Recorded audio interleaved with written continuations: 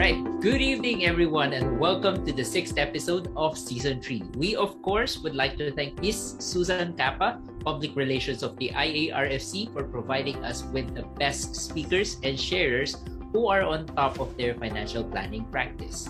And of course, our professional video editor, Mr. Bong Escobar, for helping us out in our recording, editing, and FB live streaming. This has been an exciting season hearing from our RFC counterparts around the globe, learning from their practices such as the best marketing strategy for us, RFC, so that we'll be top of mind of people when they need our services, and finding our niche market where we can share our best strategies. And of course, how to look at challenges as opportunities, especially in the industry where we belong. Yes, and of course, I may have been off air for the past 2 seasons due to my masteral classes, but definitely I still learned a lot from the international speakers. And if you want to view the previous episodes and share them with your RFC colleagues, you may find them in the IARFC PH FB page. Our podcast episodes are shown every second and fourth Tuesday of the month. That is why it's important to follow us on Facebook. Episodes are pre-recorded and will be broadcasted through Facebook Live. Yes, and we missed you so much. Thank you so much. I'm glad to be back finally. Yes. Yes. So this show is powered by IARFC PH, the Philippine chapter of the International Association of Registered Financial Consultants. The IARFC PH is an association dedicated to the craft of financial consulting. The association is the sole organization authorized to conduct the RFC conversion course, as well as continuing education in the field of financial consulting. We are your hosts. I'm Coach John Dizon, a registered financial consultant and a life coach from NLP Manila. I'm Louie Baarde, a registered financial consultant and the founder of the Financial Passionate and Passionate Creators. I'm Boyet Benavides, registered financial consultant, president of IARFC PH, and a trust professional. So, good evening, everyone. Thank you for joining us again. Louie, welcome back. Thank you. It's great to have you with us again, di ba, John? Yes. Sobrang na-miss ka namin, Louie. Ang tagal namin inintay itong pagbabalik mo. Itong moment na to. Thank you so much. Kaya bigatin rin ang yung guest, no? Totoo po yan. Correct. Let me remind everyone to send in their questions for the next episode so we can talk about it. Reminding everyone na pre-recorded na po kasi tayo. So, pinapalabas na po yung show natin every second and fourth week of the month. Without further ado, I will give the floor to Sir Boyet to introduce our guest for today. Thank you, John. Tonight, we have a very, very special guest. He's the director of the Financial Planning Program at the University of Illinois, Urbana-Champaign, and he serves as an associate clinical professor teaching courses in risk management and financial planning. Dr. Craig Lemoine, MRFC of the University of Illinois, is also the editor of IARFC's Academic Journal of Personal Finance. So he earned his PhD from Texas Tech University in 2013 and currently holds a certified financial planner and master registered financial consultant designations.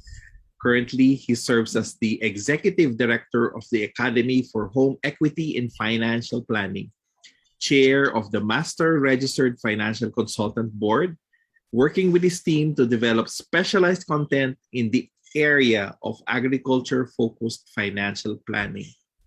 Previously, Dr. Lemoine served and chaired the CFP Council of Examination. He was the executive director of the Northwestern Mutual Granum Center for Financial at the American College of Financial Services in Bryn Pennsylvania. He championed CFP education at the American College and helped develop financial planning, retirement, and risk management curriculum across certificate, undergraduate, and graduate programs. He also created and taught in IRCP, CHFC, CLU, WMCP designations. His research in annuitization and the value of financial designations has been published in the Journal of Financial Planning and the Journal of Financial Service Professionals. He was a founding partner of Lone Star Financial Education, a CFP review company which is now part of Dalton Education. This summer, he wrote a text called Dollars and Cents. So let us all welcome Dr. Craig Limon. Welcome, Dr. Craig. Thank you so Welcome, Dr. much. Craig. Welcome. Glad to have you here. Yeah. Welcome, Dr. Lemoyne. So please allow me to throw in the first few questions. So you've been in the financial industry for how many years now, and how does a new consultant get started? Great. Well, I've been in the financial service industry since 1998. So when I joined, and my road to get here, I think I wound up doing some technical work at a financial planning software company that led to an opportunity at Lincoln Financial Advisors, an outstanding insurance company here in the U.S. And I paired up and I advised this as a starting strategy for those advisors, those people that want to get a head start in this occupation. I think one of the best things we can do is find a very successful, older, wise agent. In this case, a gentleman who really impacted my career for the better. His name was Gary R. And he was a fantastic life insurance and financial service professional out of the Dallas, Texas area.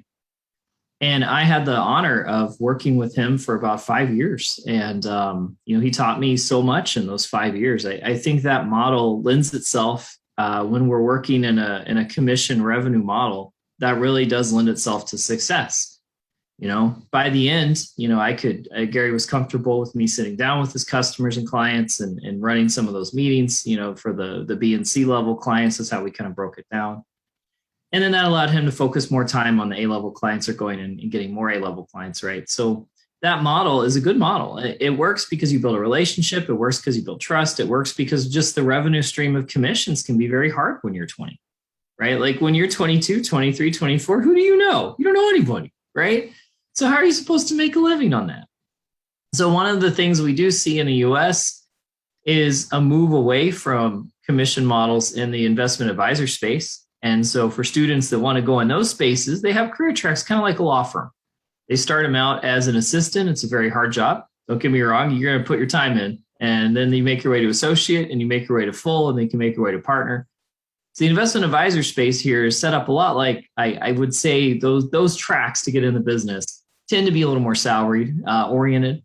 But I think if you're going into insurance or brokerage, pairing up with somebody that you respect, that somebody that respects you or, learns to respect you, getting there before they do and leaving after they do, that blazes trails. And that was my path in. That's the path I suggest. We have a financial planning program at the University of Illinois.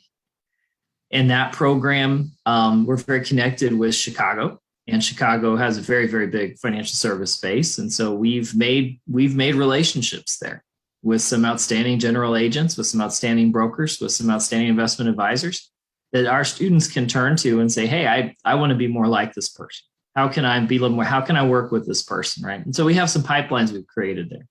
But that's how I would in the space, two things, right? The first is find that mentor, find somebody that you can work with. And the second is try to outwork them, right? Like You need to be there when they show up. You need to leave after they go. Like it's a hard first 5 years in this business, but it pays off. And that's how I started. I had to do it all over again. Yeah, it's like what we're doing here with Sir Boyet and Miss Grace. They're guiding us with the process and everything we need to know because they're tenured. And with that, is that like a formal process or more of an informal process? Like you approach the mentor that you want to guide you? Well, generally, there's still job interviews and whatnot, right? Yeah, okay. You with either their firm or their regional firm or their, however you want to set it up. Yeah. And then at that point, you meet the person and usually there's a class hired. One of the things we still do here with brokerage and insurance lines, usually they bring on, a cohort. And of that cohort, hopefully a lot of them work out. Sometimes they don't. We're getting better about that. I think firms waste an awful lot of money sometimes bringing on people that aren't a good fit. And then they, stick around for a year and then off they go. But, we're starting to see a little more thought and planning in that. So applying, making that good impression from day one. I think that's very important. You said you started your career in insurance, then you went to advisory. What brought you to transition to the world of the academe into teaching? So what caused me to, I had 5 years of working with Lincoln Sagemark, which was incredibly transformative in my career. And then I went home I went to my alma mater, my college alma mater, and where I graduated for a football game with some friends. And while I was there, a professor I had kept up with, right, a good friend of mine, and Joe Toombs was his name. And he goes, yeah, why don't you come and talk to my class about life insurance? You've been working in life insurance. So I prepared a lecture and I got in front of the students and it just went really well. It was a lot of fun. They asked a lot of questions. I tried to engage them and I got done. And Joe, Professor Toombs, he said, you've got a knack for this. Would you be interested? We're starting a PhD program. Would you be interested in coming on? And so I applied and I got some funding to help pay my living expenses while I went to school. And I was like, here's a chance to get a doctorate. It's not going to cost me much. And who wouldn't take that? Right. So I went ahead and did that. And while I was there, I met a financial planner on an airplane, actually. And he said, well, I'm from Lubbock, Texas. And I go, well, I'm living there now. And so I worked for him part-time as well. And that worked out nicely because that helped me, keep my skills sharp as well as get paid a little more. And that's kind of how I made it through my PhD. But that transition was pretty seamless.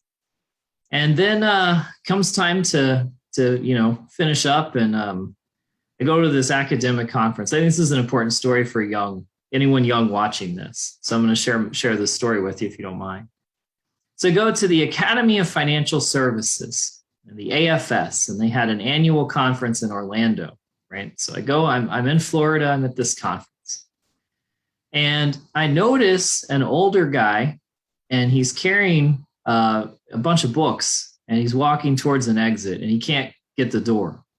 So I stand up, and I walk over, and I help him with the door, and I get his books, and I load them in the trunk of his car.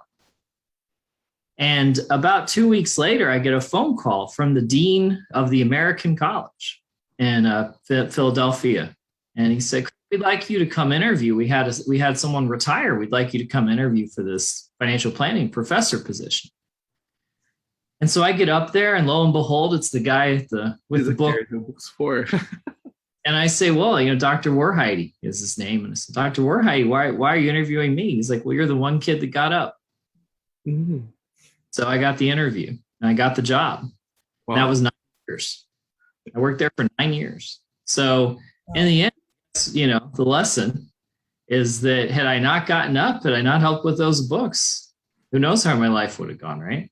So anyway, a little lesson for people out there, but it was a good, so I did that for 9 years and I wound up at Illinois the last 4. So that's wow, amazing. So you mentioned that you're a financial planning professor. So my question is, what is the most misunderstood part of the process of financial planning? Oh my goodness. I think these students have the misconception that they're going to graduate with this degree from the University of Illinois and they're going to go get a professional designation, maybe a CFP designation or a CLU designation. And people are going to line up and knock on their door. And I think that's the biggest misconception, is that you can go into investment advising, you can go into selling insurance, you can go into selling mutual funds and stocks and bonds, but no one's going to come to you. You have to market. You have to sell. You have to say, why me? And you have to build up some kind of demand. And I think that that's the biggest misconception is I can teach somebody technically what they need to be successful, right? I can teach you tax, retirement, estate planning. I can teach you investments. I can teach you personal financial principles, but no one's going to come to you for help. You have to create a market. And that to me is one of the hardest things students don't get. They don't understand. It's so hard to explain. And the ones that do get it, that's the amazing thing, right? When you have a student that understands that they're going to have to get out there and hustle and sell, and that number one, that's kind of how the world's going to work. And number two, they've got the personality for it. Mm-hmm. Those kids are the ones that everyone wants to hire, right? So I think back to last year, there was this kid named Cam. He was a horrible student, right? BC student. And he'll laugh if I say that, right? So it's perfectly fine. BC student, but he was 6 feet tall, good looking, barrel chest, big, strong handshake, big smile. His parents knew everybody. Wasn't worried about Cam, right? Cam got about 8 job offers, right? Because everyone wanted Cam, right? Everyone wanted this barrel-chested, good-looking Midwest kid who could walk in and sell something, right? Everyone wanted him. You've got a student getting A+ all the way through college that looks at her shoes when she talks in an interview and has a very soft voice. It's a harder fit, right? We wound up putting her at Vanguard. Worked out great, right? Vanguard Mutual Funds hired her up. But 1 job offer versus 8, right? So I think one of the misconceptions students have is like, if you're going to be client facing in this business, you need to understand that you're going to be the one having to hustle up business, and that's not a bad thing. So that's what I would answer them. Yeah, so marketing, experience, sales, and also like building up your credentials, your competencies in that areas to exactly. Increase demand. Yeah, yes. I think that's absolutely. And that's hard. People don't get it. Yes. Like, how can you differentiate yourself from other financial planners, right? Correct. Yes. Right. And that's where MRFC, RFC, definitely. Those designations come into play, right? That's true. So this is just a basic question. So why do we refer to it as financial planning process? So we refer to it as the process because what we do is it's, however you want to slice it up, right? There's 5 steps, 7 steps, 2 steps. I don't know. I've heard it a dozen ways. But at the end of the day, when we look at it from a process standpoint, we start with the client goals. We end with recommendations for those goals, right? You can cut it down to 2. And there's a bunch of steps in the middle. But in the end, we start like, hey, what are your personal goals?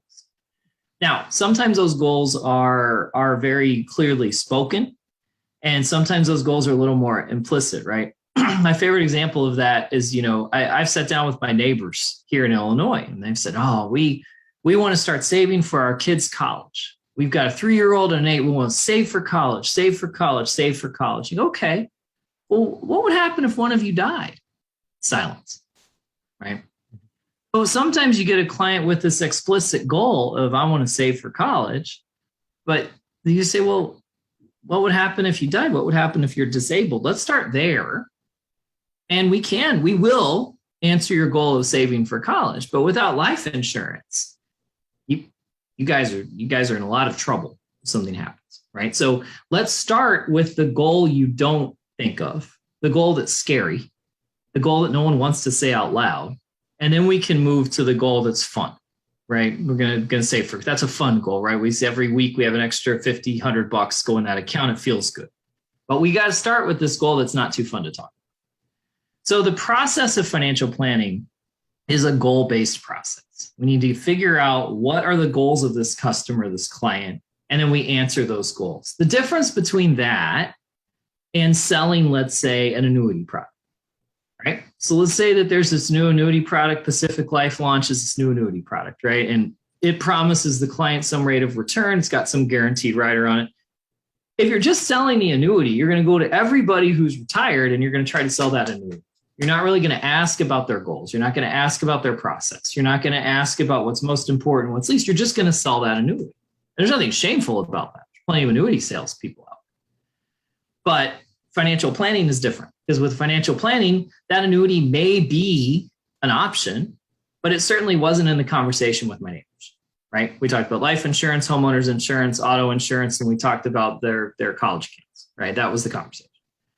So that's my example of it. Financial planning is goal-based. Sales is product-based. Both have a place. But I think planning is what we try to aspire to, because we can build deeper relationships when we talk about goals. Yeah, and we can help our clients identify those things that they don't really know that they need yet. So yeah. And we do that all the time. All the time. My other example of that just sticks with me. When I was in Lubbock in grad school, a dentist in the Dallas, Texas area was a client of the advisor I was with, this dentist, right? And we all went to lunch. And we're talking with the dentist, and the dentist is like, oh, my wife had this fender bender and it worked out okay. And she got hit with another car. It wasn't a bad accident. And I said, what's your car insurance? And he goes, oh, I've got the state minimum, 25,000 of coverage. And I'm like, but you're a dentist. You bring in almost $500,000 a year. The moment someone realizes who you are, they're going to sue you, right? If you get in a car wreck. So that was one of those goals he didn't even know was wrong. And with one phone call and 10 minutes later, we fixed it, right? It didn't even cost that much, right? We just called the agent and was like, we need to triple this. We need $500,000 of coverage. And the agent happily wrote that on the spot on the phone. So those are things where like, what you're saying, like people don't always realize what they need first, but a dentist driving around with the state minimum coverage, are you kidding me? Like the second they get in an accident, that's going to be rough. So that was another example, just sticks with me in my career. It's like, what on earth? Like, how did this happen? And no, we need to fix it right away. So it's like in the Philippines, just having a TPL insurance rather than a comprehensive insurance. Mm-hmm. I mean, if something happens and you hit somebody sues you, or your car gets wrecked, then you can't claim anything. I guess it's in the conversations, our conversations with our clients, that they have those eureka moments. Yes. Where suddenly they realize, I'm thinking of something, but these are the more important things that I should be covering, right? Right. As financial planners, I guess that's our goal. That's our job. That's our mission. Yeah. Mm-hmm. To enlighten our clients as to prioritizing what's important, what's necessary, and the things that probably also timing when they should acquire certain things, or when they should dispose certain things. Yeah. Able to achieve their goals, right? Yeah, that's why I think it's important we have good relationships, like what you mentioned, with our clients, and we know how to like read between the lines and like understanding more of their needs and understanding their situation more than what they're saying. It's like being a doctor of their financial portfolio. Yeah. So for my next question, what are the important components of financial planning, of the financial planning process, Doctor? So to me, I would start with, we already talked a little bit about this, right? But setting goals. And I think that's where our job is to talk about risks that they may not have brought to the surface. In almost every conversation, I'll listen to what the client wants, and it's almost always an accumulation goal: retirement, education, house, car, something fun. Mm-hmm. Start there. You got to start with life and disability, right? Those are the two biggies. It's like, okay, well, what happens if you die? What happens if you can't work, right? Let's start there and then cover that, and then we'll move over, right? So always start with the goals and always start there. The next thing I think is through the process, and we're becoming a little better about this in the U.S. and is looking at their current course of action. So what are you doing today, and how's that working? How's that not working, right? Are you using your employer retirement plan? Are you taking advantage of any matches the employer's giving? Are we deferring income, right? What's our budget today? What are we spending today? And in the end, then, we move from that onto the next process, which would be, making some And we did our analysis. Now we're going to select some recommendations and alternatives, and then we're going to implement. So I think getting them to implementation, getting them to the sales process, getting everything signed, done, and paid for, right? That's the end goal here of planning, because the best possible financial plan that doesn't get executed, you go to the estate planner, you get wills written, and you get trust documents drawn up and powers of attorney, right? Those are big pieces in the US of an estate plan. And then you die before you sign any of them, right? That kind of stuff. But, people don't always execute. They don't always get to the end. And that's part of the journey of the process. As we talked about your goals, we looked at where you are today. We made recommendations where you should be. You agree, these are good. Sign it, get it in, implement, right? That's the close can be like the frustrating part is like, we got you this far and then we lose momentum, or we take too long, or it gets too complicated. And, let's go ahead and get everything done. That's the process to me, is that we start with goals and we end with execution, and then we can monitor, right? It depends on the relationship, but we want to go back every 6 months, every year, see what's going on, talk to them about other family members that might benefit from what we do, see how their personal world is working. And that monitoring in the US is something we struggle with, right? Because if we're compensated when we sell products, we're not necessarily compensated a year later. The ethical financial advisors will still go back and check, right? They're still going to say, hey, how's everything? How's do you have everything you need? Let's sit down for 30 minutes and go over it. But sometimes you have advisors, and this is still a problem. Once they've sold it to you, they've moved on to the next person, right? So they kind of don't monitor well. And I think then you miss out on opportunities, right? Because if you monitor well and you said, hey, Craig, how's everything? I say, well, XYZ came, I got this bonus this year, I changed careers, all of a sudden we can pick up a new conversation. So I think monitoring, implementing, and those are the steps that are important, and we want to get to those. With today's situation, when you say, Dr. Craig, that monitoring or staying in touch with clients, getting to know if there are any changes in their current situation, how different is it, or how more challenging is it now than before, where you can just drop by, or they just drop by your office? Yeah, it's harder. I mean, it's more scheduling, right? Absolutely more scheduling. We've seen the financial advisors that I work with on a regular basis that are big fans of our program. They've gotten pretty comfortable either going on Zoom or some platform, right? Some online meeting platform with their customers. It is harder with older clients to do that. I think of my dad. My dad is 83. He's one of the most awesome guys I know. And he has not figured this out, right? My sister and I, we have just not gotten him on Zoom. It's been a year and a half, and it's just click the link. What link? What do you, it just doesn't work, right? So my dad's financial advisor lives nearby, great firm. I recommended him to him. And I'm sure they haven't met. They've probably had phone calls, right? But I just don't see this happening. So I think for older clients, it probably has been a struggle. Younger, anyone from their 20s to 60s, I think we can all click a link and hello, we're in Zoom, right?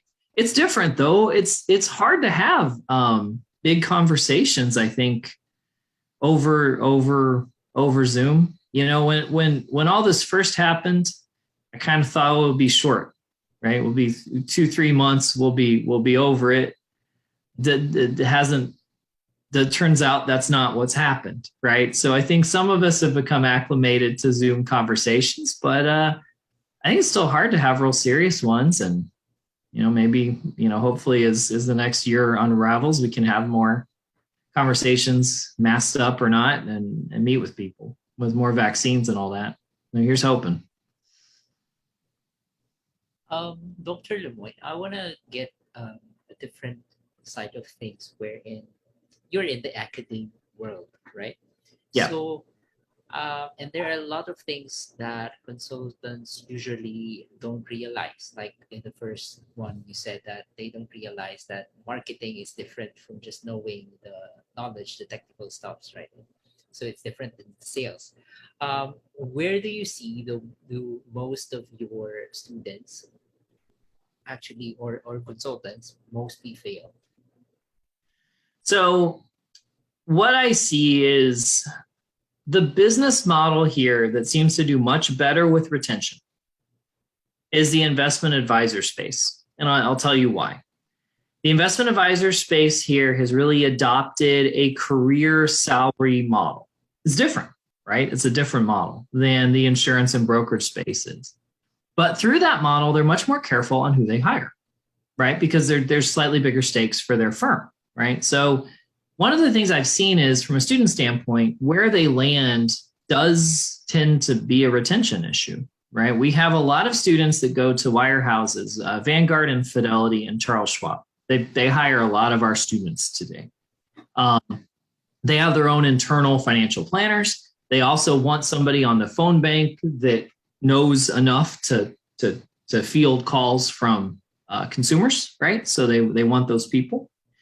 Vanguard is a mutual fund company, but they have about 200-300 financial planners working there, and every year they hire 30 or 40 more. So like they're, eventually the day will come where Vanguard will say, do you need the advisor? We have the advisor, right? So those things are happening to shift. I think the things that we run into are if you have a student that is not ready to be client facing, in other words, sit in a client meeting, sell a client a product, they're not ready yet.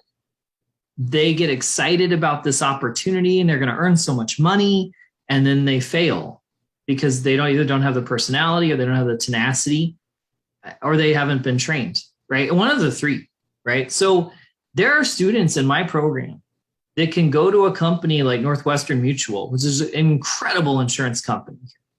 But you got to know people when you walk in, right? You walk into Northwestern and they'll give you the office, the tools, the product line, the contract, but then you got to go do it, right? And so I think part of the problem is that they get excited. They meet somebody who's 30 and making $1 million a year, and they are, and they're good, right?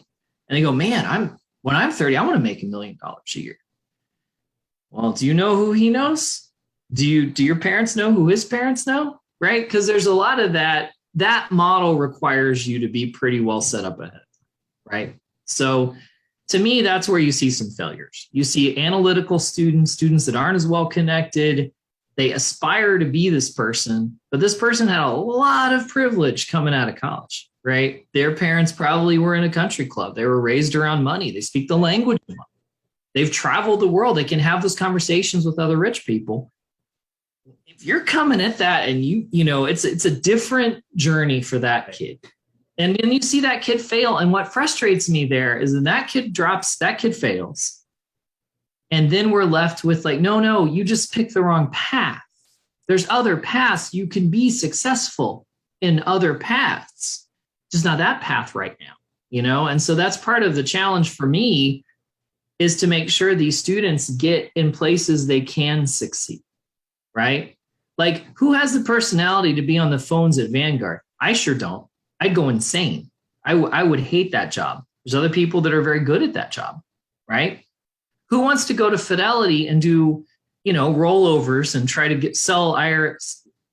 Here when someone leaves their employer, they get this big rollover in their retirement plan, right? And Fidelity tries to take all those in-house. So who's good at that? Who can talk somebody into that rollover over and over again all day, right? And so like you got to find the students. Part of the challenge of my job is to make sure that we match as best we can students with jobs, and that's my answer to your question. I guess that's the challenge, is like, we got to match you right, make sure you're a good fit. So there are many different paths. I would say dozens of paths. Yeah. You've got small firms where they're just like, okay, let me give you an example. This week, I had a recruiter call. Do you know anybody 5 years out of college that would work in a private family office in Chicago? The minimum client size there is 50 million.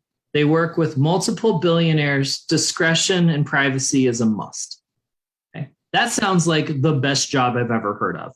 That's a good job, right?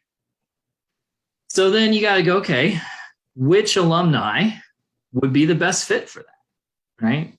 That's one path. I got another call this week.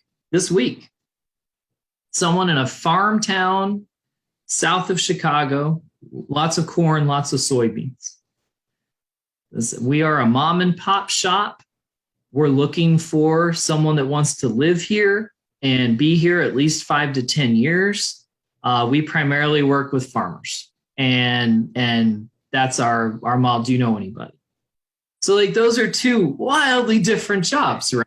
But that's where the student, we try to like find the right path. It's like, okay, you're going to do investment advice for a billionaire who you probably know, or you're going to work with farmers who are land rich but cash poor, right? So like that, what do you do with that?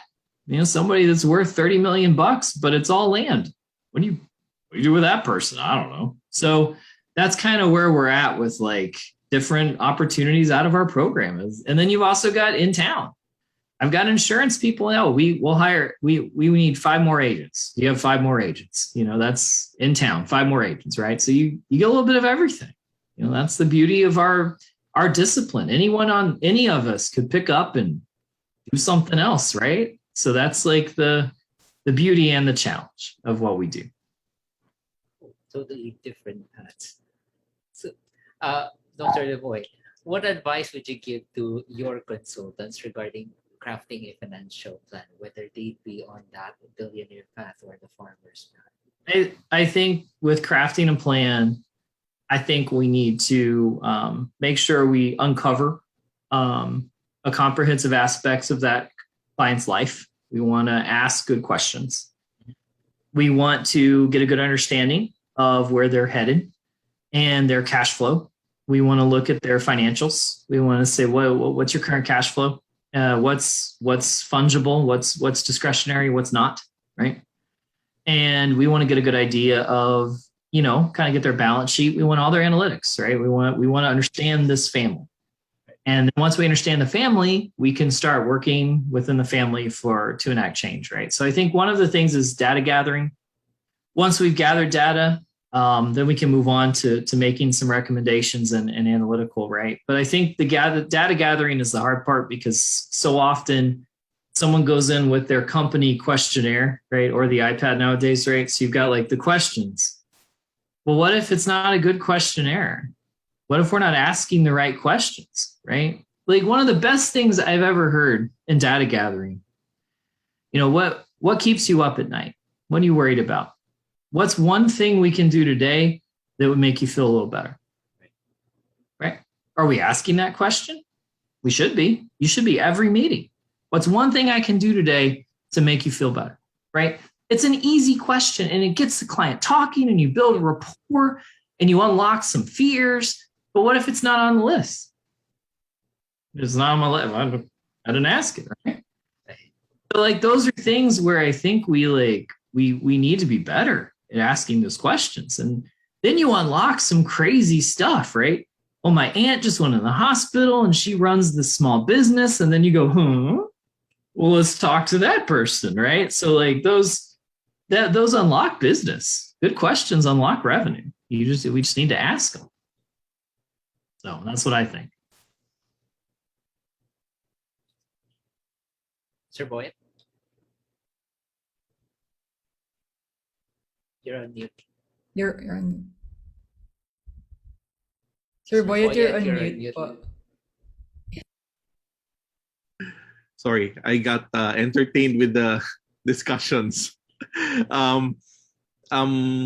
You moving into the academe space, you found like a new passion in giving importance to education, giving importance to education. How important do you think would, like, say, a designation like RFCB to industry practitioners? One of the things that is important is quality designations say 2 things. They say to your peers, your cohort, your other advisors, your other agents, having a designation like RFC says that I am on top of my game. I know the current rules. I know the current products. I know the current laws. I'm someone that you can team with, partner with, and talk to. Because I'm an RFC, I've gone through this additional education, additional training, additional testing, whatever you need to do to get that in the Philippines. That's what you're saying. You're saying, I am on the top of my game. Partner with me, talk to me, look at me, let's work together, right? Because I've got the RFC. That's the first thing you're signaling in the industry. What you signal to consumers, if you can articulate RFC to a consumer well, you say, okay, now I use this RFC after my name, and here's what I mean, right? You have about 1 minute to get that across. But you would say it means that I've committed to ethics. It means that I'm going to do what's in your best interest. It means that I have committed to continuing education to some point, right? Whatever that is, so that every year I have so many units, it keeps me up to speed on issues that are important to you. And that's what this means. And I have it. And if you don't work with me, work with someone else who does have it, right? That's the pitch, right? So the pitch is like, I've put in the extra. You've got about 30 seconds to articulate what that is to a consumer. But if you have it down, it's a very important articulation because it says, hey, I've done all these things. So it helps you twice. People are going to more likely to share business, clients, customers, contacts with you in the business, right? An attorney is more likely to say, okay, you're an RFC, and go ahead and work with you. An accountant, oh, you're in the US, right? Oh, you're an MRFC, I'm a CP. Okay, I'll talk with you, right? As opposed to somebody without those designations. But I think it helps you on the client level. It helps you on the other professional level, hands down. Does those two things. I believe that wholeheartedly. You've also been heading the as editor of the Academic Journal of Personal Finance. Do you get Yes. a lot of articles, or do you do a lot of research? And what are the things that are in this Journal of Personal Finance? So what the Journal of Personal Finance is a academic journal, one of the top financial planning journals in the US, ranked as such. And there's probably about 5 to 10 financial planning journals in the United States that take academic manuscripts, right? So something that has a hypothesis, test the hypothesis, as a conclusion, results, and kind of that academic paper, thesis, dissertation style paper. And that advances how we practice, right? So you can think of key papers in behavioral finance. How do people think? How do people act? What are biases? And now when you talk to a client, you can recognize that those are happening. And 20 years ago, you wouldn't have, right? Because we didn't really discover that. We talk about asset allocation here. We see paper after paper and things like, where does cryptocurrency fit? Where does Bitcoin fit? Is it a fit? Should you avoid it? Should you be with it? And that debate in academic journals is very high level. We say, okay, you've got stocks, you've got bonds, you've got real estate, and those things behave like yo-yos, right? They go up and down. But the idea is that one goes up and one goes down, and you have correlation, right? That's the whole science behind it. Well, what happens when digital currencies have a long enough history? How do they compare to stocks? How do they compare to bonds, right? So journal articles help advance that theory. They help advance those works, those articles. Does the cost we pay for mutual fund management worth the value? Well, academic journal after academic journal, different conclusions, right? Some would say for very large markets, costs are inefficient, but for small markets, they may be efficient, right? So that's what this journal does. It helps advance the actual practitioners through science. And most of what we get are PhDs writing their research and submitting it for publication. We have a very prestigious editorial board. I look at the people on there and I'm like, man, this makes my job easy. I have some of the best minds in investments on that editorial board. Dr. Wade Pfau, Dr. Michael Finca, Dr. David Blanchett. Those are huge names in investments over here. And they're on my editorial board? Yeah, like that's pretty cool, right? So to me, that's what that journal does, and it helps advance the science of risk management and wealth management.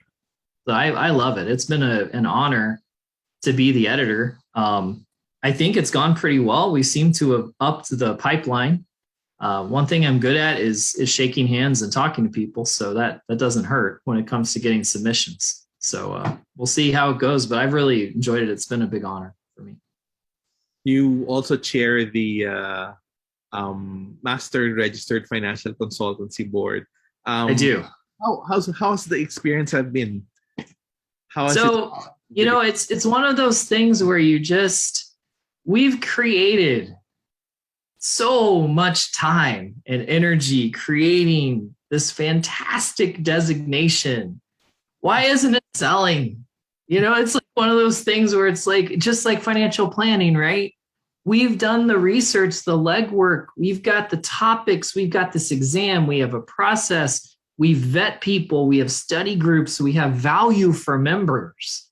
We have a 30-second elevator pitch that is incredible. If MRFC, that means you are taking twice the continuing education of any other professional designation in the U.S. That means I am twice as sharp, as up to date as my competition. Why wouldn't you want to hire me, right? It's an easy elevator pitch. So one of the things with MRFC is we're at this point of we've built this wonderful designation, an ethical designation, a tough designation, an exclusive designation, but also one that you don't necessarily have to have a college degree to get. So we welcome anybody who wants to be an MRFC, which isn't the same with some of our competition. So now we're at that point of like, how do we get the word out how cool this is? How do we get compliance officers at different brokerage houses to agree how cool this is, right? How can we get the Merrill, the Citi, the big names to say, yeah, okay, we'll let them do MRFC, right? One of those and the whole damn breaks, right? Then we just get thousands. So we're at this point of like, how do we move from 100, a couple of hundred of those of us that believe into the next phase of this designation, which is going to be, much bigger, but that's where we're at. So it's been a lot of work, and it's been a lot of work for so many people. It has spent hours and hours to get where we are. And now the question is, how do we break through? How can we break into that next level of, insurance recognition, broker dealer recognition, investment advisor recognition? Like, where does the market go from here? But it has just been a tremendous amount of work, and we've built something so cool. And I would just shout from the mountaintops how cool it is. Like, I really hope that we can get into that next phase of starting to sell this at a higher rate. But it's been a journey with some of the smartest people I've worked with on that committee, right? And it's really been an incredible journey, and all of them have given so much of their time freely. It's been very, very powerful experience. We see that you have a lot of passion, a lot of energy for education, for teaching, for forming people. Where do you draw this passion, this inspiration? I think part of it, I think it's just the ability to transform families for generations, right? I remember at the American College, I was writing. So at the American College, it was my old job. One of the responsibilities of the faculty was to write a textbook for your class, right? And the college owned the textbook, but you were the author of the textbook and the editor. And it kind of dawned on me. I was like, we've got, 4,000 people a year are going to take this class, and all of them are some kind of insurance agent or financial advisor. So that means that what I write in here, or what I teach in here when I teach it online, right? And people could come to the online class as well as the book. The 4,000 people are going to read, and let's say each of those people has 500 clients. Right. So 4,000 times 500, your ability to impact lives, millions of families from being where I sit. And at Illinois, it's a little bit different. We don't have quite the numbers, but I have more time with each student. Yeah. So it's a little different. You can make a deeper impact with fewer, you're not doing thousands at scale, but you're doing hundreds of students. So I derive passion from the fact that I know where I sit can impact hundreds of thousands, if not millions of families. And that to me is an incredible responsibility, but it's one that I really enjoy, trying to teach people the importance of core principles in our profession and being good, doing good, right? It's not always easy to do good. Sometimes there's challenges to do good. Sometimes there's pressure to do good. Sometimes it's like, I've got the end of my month and I've got 3 kids at home and I can, maybe sell something that's not optimal, but it's better for my family. So like those pressures, we try to help them navigate. That's great. We're fortunate to have professionals like you in the academe, in the organization, to spread the gospel of financial planning and to make sure that we're all aligned with the discipline and we follow the code of ethics and make sure that the client is central in everything that we do. Yep. Yeah. So wrapping up questions, if you don't mind, Dr. Craig, why did you got interested in IARFC in the first place? So IARFC in the U.S. is one of the oldest financial service organizations. It goes back decades, and I remember when I was a graduate student. The Journal of Personal Finance was there, right? It was there, and you aspired to write in it. That was my first introduction. And then the IARFC has the largest by number of entry student financial planning competition in the United States, hands down, right? Because all the other ones are very limited, or a little more snooty in who can submit and how many you get to submit. But the IARFC will take anybody, and they'll take hundreds of admissions. So my second year at Illinois, I had 2 incredibly bright students, and these 2 young women were only sophomores, but they were sharp. Like you knew they were both going to be very special. So I put them on a team, and they wrote up a case study, and they made it in the final 6. And their entire, one of my big philosophies of financial planning is that there's a lot of trade-offs we have to make, right? Trade-offs between goals, right? You're going to save everything for retirement, or you're going to buy the insurance you need. You're going to find some middle ground, that kind of stuff, right? Everything's a trade-off in financial planning. So they used that through their plan, this trade-off idea. And they came up with this clever idea of a scale, like, today or tomorrow, right? And then balance it. And they made the top 6 as sophomores. And I was like, man, you got to run with this. So we rehearsed the semifinal round. We did presentation after presentation. And I remember hours with these 2 young women, and they got their presentation down. So they pitched it and they made it to the finals. So here I'm bringing 2 sophomores to the finals of this competition at the Biltmore Hotel in North Carolina. Roll out the red carpet, man. Like they 3 teams made the finals. I was one of them, and my team goes. And the award winner that year of oh man, I'm so sorry, I'm forgetting the award name. They give out an award for lifetime achievement in financial planning. And he was an old professor of mine at Texas Tech. So like there's a small connection there. And then their keynote was Rick Edelman, who's one of the top investment advisors in the country, with some really neat ideas on the future and AI and Alzheimer's. And what does it mean if we all live to 120, but we all can't remember anything, right? Like, well, that changes a lot of the world. So the Dunton Award. The Dunton Award was Dr. Jerry Mason won that. He was my professor, so it was really cool. Anyway, and my team, these 2 young women, they get second. They beat all these seniors, sophomores, right? 2 years into college, and they beat hundreds of people across the country. It blew my mind how well they did. They got second place in this whole contest, and I just was blown away at the speakers. The IFC brought Rick Edelman out. How the process of the Dunton Award was, and how engaged they were in the future of financial planning.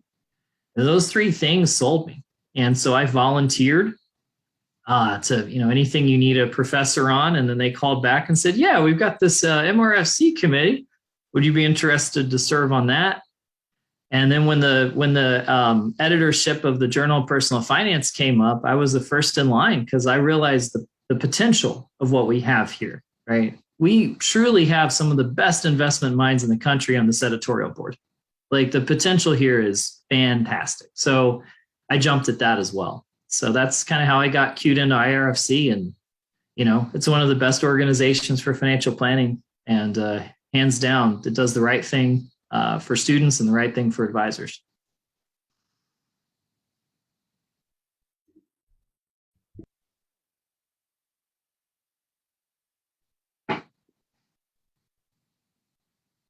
Any last question, Sir Boyet? Your last question. Well, that was my last question. Is there anything? Yeah. This one.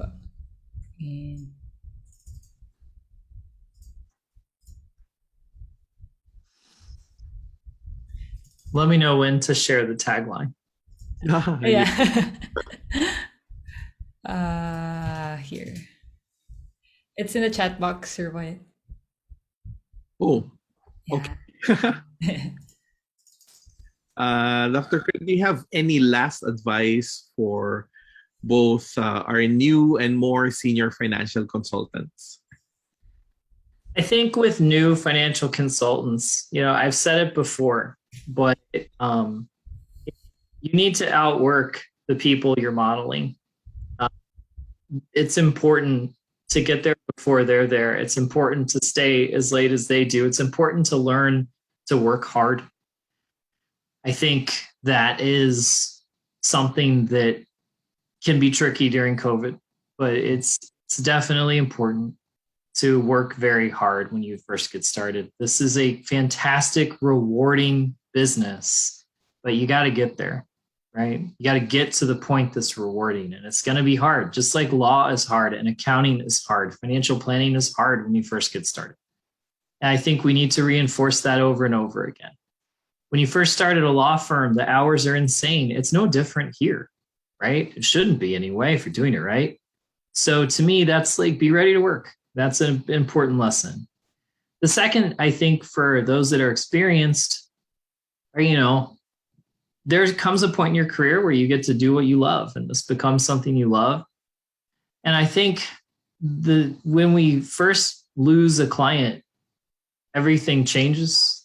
I don't know about you, but the first time you had someone you sold life insurance die, and you saw the difference that made in that family, it just changed everything, right? Because it became very real.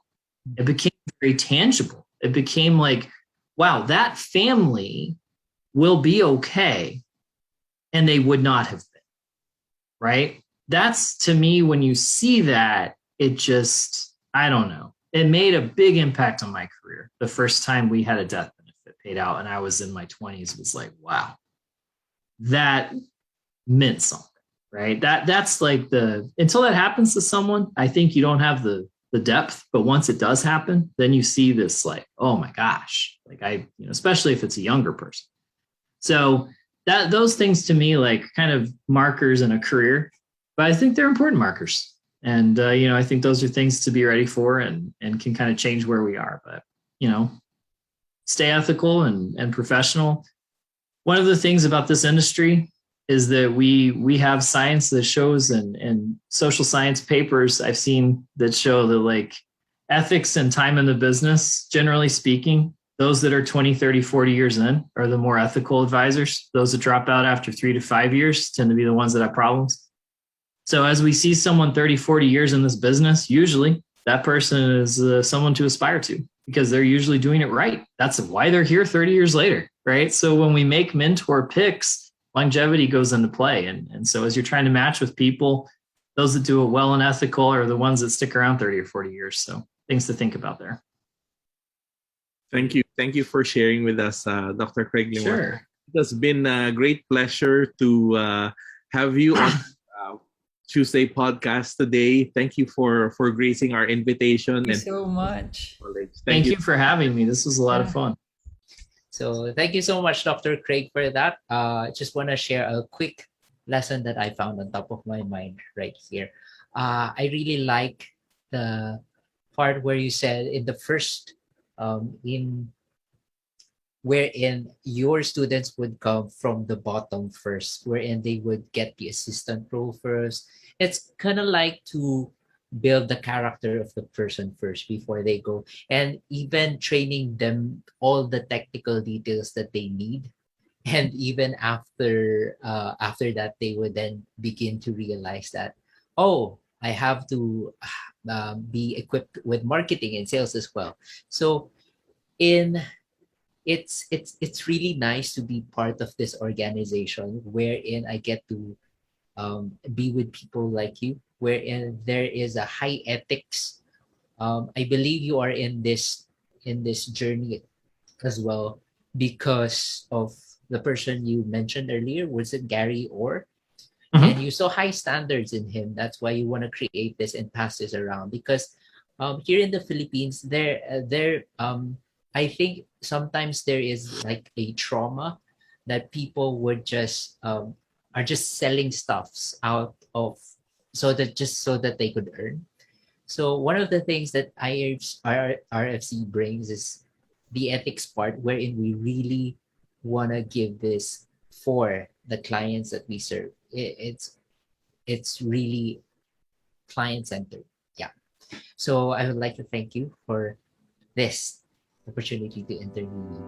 So we end again our Tuesday podcast. Thank you for staying tuned to us, and please continue to watch our future podcasts on Facebook Live, or you can also catch our Tuesday Rewind every other Tuesday. So on behalf of our executive producer, Miss Grace de Vera Escobar, and our honorary producer, Miss Susan Capa, we thank you again, and we hope to see you next Tuesday for our Tuesday podcast. So before leaving you, we have... It's better to be in the know than to be the last. Thank you. Thank you so much. You. Thank you for watching. See you on Tuesday. Thank you, Dr. Craig. Thank you. Thank y'all. Thank you, Dr. Have a good day. Or have a good night.